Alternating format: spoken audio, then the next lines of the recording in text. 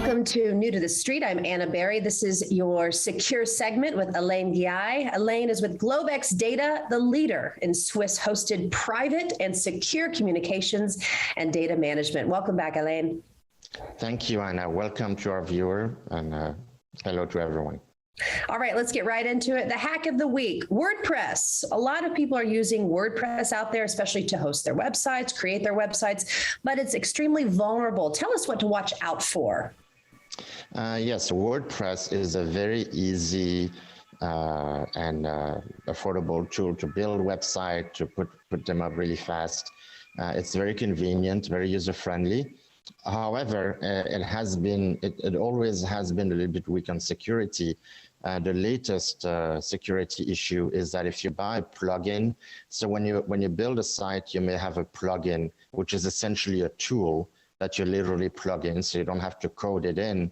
That's why WordPress is so popular, because you don't need to be a code writer to put it together. So the login plugin and some other plugins have been compromised by hackers. And of course, what it means is that a hacker, let's say you build your website, you're not aware of the plugin that's been compromised.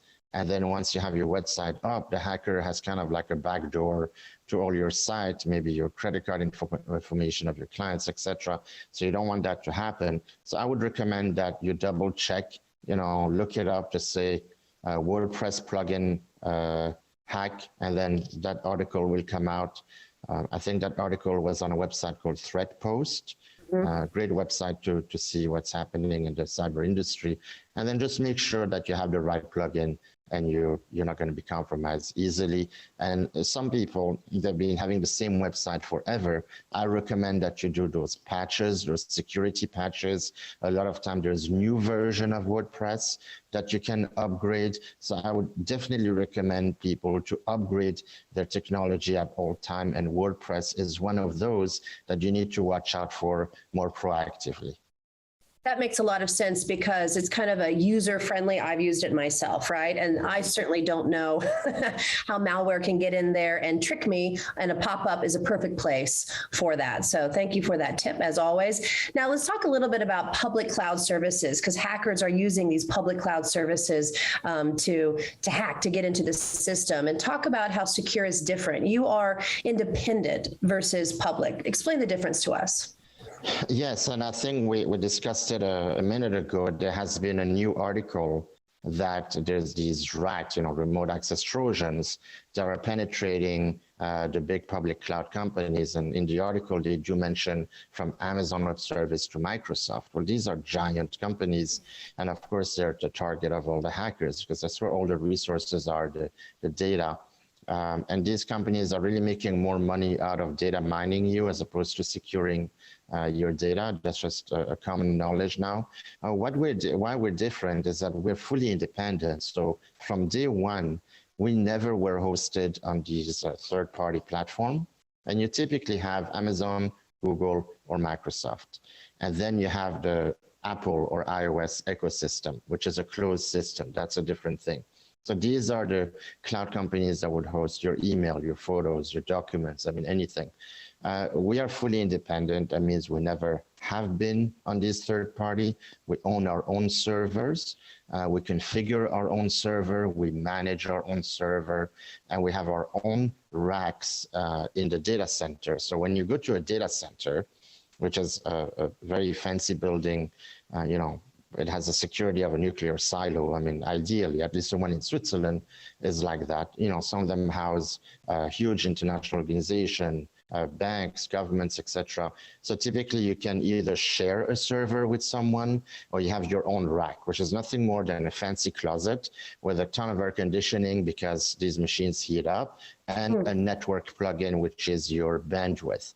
And you typically want to have redundancies, multiple redundancy, which we do, and we have geographic redundancy within the same country because all our servers are only in Switzerland. So there's an advantage to us being independent in terms of our infrastructure. First of all, we don't depend on these third parties. So if there's a problem in a huge infrastructure and we're just renting from there, we're going to have blackout. It's like an electricity lights out. For example, when you have a power outage, Well, because you're hooked up to the electrical grid of your municipality, you will be also affected. But imagine if you had your own mini power plant. So that's how we operate in terms of the network and the data privacy part. We do hook up, obviously, to the data center power and network, but we have multiple sources of power and multiple sources of network, the network being, to simplify, the internet connection. We have 9 network operators, so we have a choice, and we have multiple power backups in Switzerland, and it's fully green energy and all that, so it's fully self-contained, independent. So that's one thing. And legally speaking, what's really good is that because we're hosted in Switzerland and we do not use a US infrastructure or software, we don't have to comply to the Cloud Act, which is very intrusive. A lot of corporations, they spy on each other, they sue each other, they get subpoenas. Well, this prevents a company suddenly, without your knowledge, subpoenaing your data because you have a lawsuit on your hand as another corporation. This happens very frequently with manufacturing, pharmaceutical, oil and gas, etc., and financial. So this level of independence, which we have had forever, gives us autonomy in terms of our privacy, our power grid, our machines, and legally speaking, we can apply to the really 100% the Swiss data privacy laws. And as far as I know, because there were a few companies in Switzerland that used to have that, but they're all moving on to Amazon Web Service, and I don't blame them. It's a lot cheaper to hook up and pay a lot less than having millions of dollars of machines that you have to maintain. And every few years, you have to replace those machines if you still want to be on the cutting edge of the technology. And just to finish up, to give you an example, we just bought $1 million worth of machine. And the reason why you need the latest machine every few years is because these machines have microchips that also take into account the denial of service attack, which we call DDoS. So we have the latest technology that prevents at microchip level those kind of intrusion.